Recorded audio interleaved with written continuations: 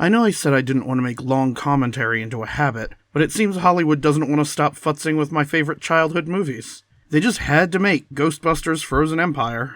Now, this movie didn't anger me as much as Dial of Destiny, to be sure, but that's because it wasn't trying as hard to be a real movie. But, even though I kind of enjoyed the first outing with these pretenders to the mantle of the Ghostbusters, man, this one was bad. But I guess I should take a look at why. This will be the first of a series of videos covering Ghostbusters, and unlike the Dial of Destiny series, this one has been planned as such. Let's get started. Ghostbusters Frozen Empire, the one where Winston's DEI policy almost ends the world. The film starts in 1904 with a call to a familiar firehouse. There's an emergency situation at the Manhattan Adventurers Society. None of the people in the building seem to think there's an emergency, but whatever. Oh, and the room where the emergency is happening is closed and seems normal, other than a brief puff of frost breath from within. The fire chief touches the door and it's cold. There's no fire, clearly, so why did they call the fire department? Especially if they aren't going to evacuate the building. Why not call the police? Right, the Ghostbusters aren't going to buy a police station 80 years later. Kind of dumb, but not that big a deal. Anyways, the door freezes the fire chief's hand, and the others tear him away and break down the door to find the whole room frozen in ice. In the background, a chant is playing on a phonograph. On the dais with the phonograph is a woman in bronze armor holding a metal ball. As the firemen approach to touch her, she opens her eyes and all of the frozen bodies shatter. Pieces of the ball move into place, sealing a dark force inside it. We jump to the future, where the Spengler family and Paul Rudd play Ghostbusters, racing around Manhattan chasing a sewer dragon ghost. They're reckless, swerving to narrowly miss bicyclers and other cars, with their engine overheating. Wait, come to think of it, this might not be the best way to go through this movie. The story actually seems like several short character fanfictions sewn together, so maybe it's best to take them one by one. I'll start with what could be described as the main storyline, or at least the main conflict, the Death Chill. To do this, I need to take you backward in time, but to do that, I need to jump ahead in the film. Phoebe Spengler and Podcast, who are both inexplicably living in New York City now, convince Ray to do some research into the metal orb he bought earlier in the film. He takes them to the Stephen A. Schwartzman building of the New York Public Library, the same branch from the first movie, just for the member berries. For some reason, they're banned from entering. Why were the Ghostbusters banned when they didn't even have the equipment to cause damages? They weren't even Ghostbusters at the time, just researchers from the college. Did the writers even watch the movie they're copying? Let's give them the benefit of the doubt, since it would be profoundly insulting if Ivan Reitman's own son didn't care enough to preserve the lore of the Ghostbusters. Whatever. And wait, how does Ray have a contact in a library he's banned from entering? They meet Ray's friend, Dr. Hubert Wartsky of the Semitic Philological and Linguistic Studies Department. Of the public library, not of Columbia University or NYU. What an oddly specific specialization to devote an office and funding for in a public library. Does everyone who works there have such a unique area of expertise? I mean, alternatively, Ray could have taken them to his old university, you know, the one that banned them, to find an old professor, and I do mean old. Patton Oswalt is an odd casting for this role. There are a bunch of reasons why, but I'll go with his age. Unless he's attending weird meetings in Ray's basement, it's hard to imagine them knowing each other. And since they need to ask if he believes in ghosts, I doubt he's attending any meetings. But let's move on. The language expert first mistakes the chant for French, but soon declares that it's pre-Sumerian and pre-Sanskrit. How? That makes it a dead, oral-only language that predates the written word. How is it possible to know that it ever existed, much less for 5 people to understand it? What's funny is that the movie itself actually recognizes how ridiculous this is. Patton Oswalt thinks the recording is a practical joke being played by one of his nerd friends, which prompts Podcast's joke. John Kerry's already dead. The joke is kind of funny in a random dark humor sense, but can someone tell me why Ray is filled with pride because Podcast told it? Never mind. They show Patton a picture of the orb and he recognizes it for reasons. And he tells them he believes in the occult. This is a weird thing to say and a weird thing for them to have asked. The Ghostbusters have existed for 40 years in canon, even if they were inactive for the Egon exile years. The existence of an afterlife is all but proven now. I mean, he works alongside a ghost librarian. Why does one need to believe in something that is self-evidently true? Wait, that's definitely not a rabbit hole I am in any way prepared to go down, at least not in a movie criticism video. Anyways, Patton Oswalt takes them downstairs to the real library, because the Gutenberg Bible display is just for Twitch streamers and crypto bros. Ugh, I'd like to go over the utter disrespect on display here, but that would just be another meaningless rabbit hole. I need to finally get to Garaka at some point. Oswald tells them that the last recorded sighting of the orb wasn't photographed or painted, but rather carved in stone. No. The last recorded sighting of the orb was in 1904 at the Manhattan Adventurer Society massacre, which you know about, you dolt. You have the wax cylinder with the chant recording. Ugh. Also, is it supposed to be impressive that it was carved in stone? The orb is supposedly pre-Sumerian. What other medium could it be? Or is it impressive because it's so old? But again, it's pre-Sumerian, and it's made from intricately carved bits of brass pieced together into a perfect sphere. That's way more impressive, but podcast doesn't make this gawky face over it. Also, Oswald is just pointing out a small circular bump on the carving. How do you know that the orb on the carving is the same one they have? But then he says, the better question is, what's inside of it? What? Where on that pictogram do you see that there's something inside the orb?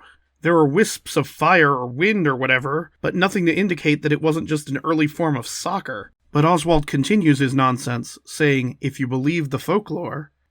what folklore? There is no such thing as folklore from a society that died out before writing was invented. And what is this folklore? Well, 4,000 years ago... Wait, I think they mean 4000 BC, because that's the only way we'd be even remotely close to pre-Sumerian times. It's a strange but not uncommon mistake to forget that we are currently living 2000 years AD.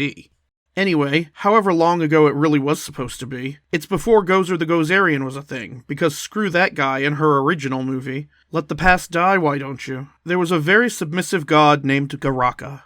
For completely unknown reasons, this god served a bloodthirsty tyrant mortal king named Samudari. Everyone should recognize Samudari's name from the Battle of Seven Armies, which makes so much sense since there would definitely be 7 sovereign nations fighting one another in a single battle before the first actual city was ever founded. This is clearly not a reference to The Hobbit or anything. I mean, it's not like Samudari looks like Pyramid Head holding Saruman's staff, but what do I know? Anywho, after Garaka did all the work conquering South Asia for the benefit of someone else, that same someone else grew suspicious of Garaka's obvious ambition. I guess the ancients were just as stupid as modern film writers. And so King Samudari captured this god, with something. It just looks like ropes, but how and why would that be possible? They ripped off his horns, which were the source of his powers. But when Garaka finally realized that ropes can't hold a god, he rebelled. He froze everyone to death and enslaved their souls into an undead army, all without his horns, which were supposedly the source of his greatest power. Somehow, this was done by channeling fear, what they call Kusharit Umoti, but this is never again used in the film. He's basically just an ice giant. And it's a good thing, too, because he was defeated by a roving band of nomadic jinn, the People of Fire. They used their fire magic and Garaka's uncanny weakness to brass in order to trap him inside the orb. This is because the Ghostbusters can't be the original spirit-trapping organization. Yeah, rewriting history seems to make modern writers feel super special for some reason. But anyway, that's the story of Garaka. So, we have a couple of attributes. Ice power, fear power, control of ghosts, weakness to fire and brass, maybe something extra if he has his horns. Oh, and he can hold a grudge for at least 4,000 years. You're a woman. You can hold on to it forever. Nice set of attributes, I guess. At least there are rules, even if all of them are broken by the end of the movie. As for the orb, the Firemasters took it with them to keep it sealed for all eternity. They also somehow acquired his horns, which had been taken by Samudari's civilization that Garaka completely annihilated. Instead of splitting these items up and burying them on opposite ends of the world, they had one single Firemaster keep them all in one place, passing them down to his descendants for 6 millennia.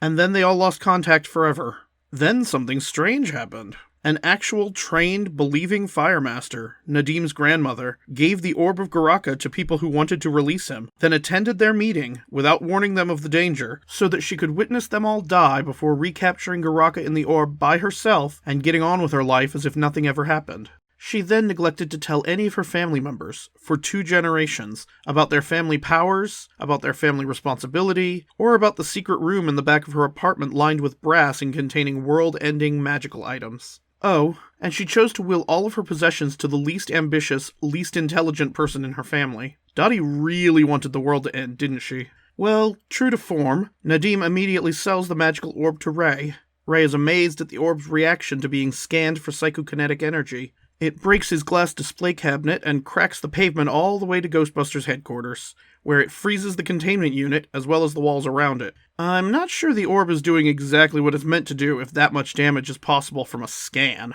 Ray buys the orb and gives it to Winston's secret Ghostbusters organization so that they can use a convenient spirit removal device called an ionic separator and include the ghosts in his aquarium zoo. The engineer guy, Lars, tries to remove Garaka from the orb and it causes a power outage. Garaka uses the power outage to take control of the possessor spirit to chase after the recording of the chant that can release him. Wait, what? How is there a recording of a chant to release Garaka? Who made it? How did they even learn the chant? Whatever, they'll just ignore that. But simultaneously, Garaka also convinces, not commands, a ghost named Melody to entice Phoebe Spengler into using the ionic separator on herself so that he can command her ghost, and thus also her body for some reason, to speak the chant and release him. There's a massive timeline problem here. Let's give the movie a lot of leeway, just to be fair. We'll assume that from inside the orb, Garaka can hear anything in the presence of the orb, and has access to spirits within, say, a mile, unless he's blocked by a second layer of brass, but that he cannot see anything for himself beyond the inside of the orb. I think that's being very fair for a ghost that is supposed to be trapped entirely within the orb, and given how long it takes for the Stay Puft Marshmallow Minis to sense his presence at Ray's store. In this scenario, he must learn things about the world in one of two ways, by communicating with ghosts, or by listening to conversations that happen within the vicinity of the orb. I can think of quite a few issues this creates. When, during the trip from Nadim's house to Ray's shop, did Garaka learn about the containment unit, the ionic separator, the Ghostbusters, Melody, Phoebe, or Phoebe's fragile mental state? How did he learn the location of the chant recording? It's a huge stretch for him to know any of this information, but he also uses it to form two escape plans by making additional impossible assumptions. How could he possibly know that attaching the possessor spirit to Podcast's equipment would eventually result in an opportunity to steal the chant recording? And how could he possibly know to send Melody to manipulate a girl about whom neither of them knows, who just happens to be in a fragile mental state, which they also cannot know, into using a device about which nobody involved knows? Furthermore, they need this girl to use this device in a way that the scientists who do know about the device haven't even thought to use it, assuming also that a ghost removed from a live human body stays connected enough to its body that anything the ghost version says is also spoken by the unconscious, soulless body. How anyone would think that is completely beyond me, because it makes zero sense. When Melody died, was her ghost able to speak through her corpse until it decomposed? No, because that's stupid. So why does it work with Phoebe? And, more to the point, why would Garaka think it would work with Phoebe? But, of course, it works because fiction writing or whatever, so let's move on. Once Garaka is released, Lucky appears out of nowhere to attack him, but proton packs don't work because he's better and more powerful than Gozer, don't you know? But even given his vast superiority over them, and his main objective of raising an army of the dead to destroy the world, he spares both Phoebe and Lucky for some reason. Wait, why didn't he clear out this containment unit? I guess they just forgot it existed. But since that's definitely not going to lead to his downfall or anything, he instead goes to find the Fire Master. And this is when he does the dumbest thing in this entire film. He kills the proprietor of the Fire Master vape store. Why is it that he understands how all of the BS technology in this movie works better than its inventor, but somehow thinks a store sign that says the English equivalent of whatever Fire Masters were really called all those years ago indicates an actual mystical being? This is made all the more ridiculous when he takes one look at Nadim in real Fire Master's armor and declares that he's no Fire Master, despite him actually having the powers and having used them impressively already. He also travels directly to Nadim's apartment, where I guess the brass doesn't block his horn's GPS signal from transmitting. I guess he's not as weak to brass as we thought. And while I'm at it, his design is crazy. He has post holes in the sides of his head, like power outlets, where his horns can plug in. That's friggin' hilarious. And the movie never shows us the extra power they provide. Garaka spreads his ice storm across Brooklyn and into Manhattan, seeking out the Ghostbusters headquarters so that he can release the stored ghosts and have his army. For some reason, he freezes everything in his path until the ice reaches the open doors and broken windows of the Ghostbusters headquarters. I'm still not entirely sure how you freeze asphalt with the power of fear, but whatever. As he slowly walks into the building, we get such a sad line from Peter Venkman. Tall, dark, and horny at 12 o'clock. Imagine that potentially being one of the final lines of your celebrated acting career. Ugh. Sorry, Bill Murray. Garaka slowly floats into the building with no sense of urgency. He is faced with 2 generations of Ghostbusters, all with new equipment. His goal is to destroy the containment unit in the basement, and he's basically a ghost, but he never just phases through the floor. The Ghostbusters also seem to think he needs to use the door to access the containment unit, so they fire their proton packs. But Garaka apparently has the power to freeze plasma into a solid.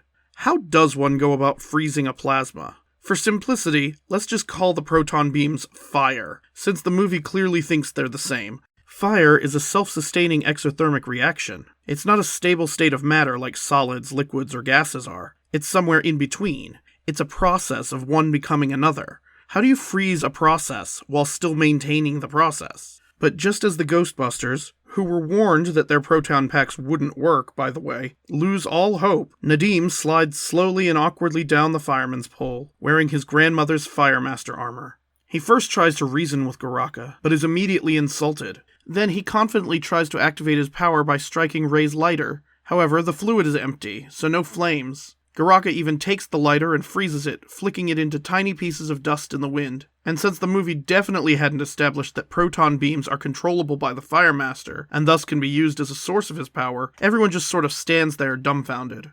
Even Garaka doesn't really know what to do. If only he had the godlike power to turn off their plot armor. So instead of killing them and adding them to his future army of ghosts, he blows icicles at them, pinning them to the walls. Then he takes 2 steps forward and breaks open the containment unit from the floor above. What took so long? Does Garaka have ADHD? Can he not focus on more than one thing, even though he clearly has throughout this film? And why did everyone assume he needed to use the stairs? He was breaking it from across town earlier in this movie. Oh, and one more thing. He just lets all the released spirits fly off. Why? Aren't they supposed to be his army? This makes no sense. Well, time for the climax. After the explosion, Phoebe rushes upstairs with her old but potentially upgraded proton pack and fires a beam at Garaka. This stops the incipient explosion of souls out of the containment unit for some reason as well. Phoebe's beam hurts Garaka, but he is still able to blow ice at her, freezing the components of the nuclear reactor in her backpack and stopping the beams. Garaka moves closer to shatter Phoebe's frozen body, but Melody lights her spirit match, creating spirit fire, which Nadim can control. I love how all the other people in the room are pinned to the wall with giant icicles to their faces, but Nadim is just chilling out, completely ignored by Garaka. Nadim blasts the spirit flame at Garaka, which shatters all the ice in the room and unfreezes Phoebe instantly, allowing her to resume her attack as well. Together with Nadim, Phoebe begins to gain the upper hand, but she struggles to keep the beam stable. In the purest recreation of several scenes from Sailor Moon, her family comes to help her with the power of love. You've got to believe in the power of love. While the Spanglers and Gary keep Garaka at bay, Podcast tries to activate the flying drone trap to capture Garaka. However, once again, there are Stay Puft Marshmallow Minis inexplicably in the back of Ecto-1 who get in the way. Garaka is able to swat the trap away and destroy it. Ray realizes that the containment unit is just one giant empty trap right now, so he leads the original Ghostbusters down to the basement to activate it. He tries to explain how it would work using some words the audience is meant to ignore as realistic science speak. If we can reroute engine power through the primary weapons, that should overload his electroquantum structure. But Peter isn't having any of it. Just like it takes the entire Spangler family and Gary to hold Phoebe's proton pack steady, it also takes the entire team of geriatric Ghostbusters to pull the lever on the containment unit. It gives meaning to each moment. It's what our hearts are all made of. You've got to believe in the power of love. Just as all hope is lost and Garaka gains the upper hand once more, the containment unit activates and pulls him down into the crack in the floor. His horns are torn off first, and he tries to grab the exterior of the unit, but this just causes him to pull the broken metal closed, sealing it shut. Shouldn't they need to use brass to trap Garaka? Whatever. The containment light turns green, which Winston says indicates that the world is clean. No. 40 years worth of trapped ghosts have just been released. Let's put it more plainly. Everything the original Ghostbusters ever accomplished was just undone. Why do all modern sequels have to spit on their predecessors? Heck, the mayor is even melting down the original proton packs. Almost nothing of the original team remains now. But the disdain and disrespect this film shows to the original Ghostbusters isn't really part of the Death Chill storyline, so we'll talk about that in a future video. If you liked this one, please consider clicking the little buttons below and subscribing to the channel. Thank you for watching, and I hope to see you next time. We've got plenty more to talk about.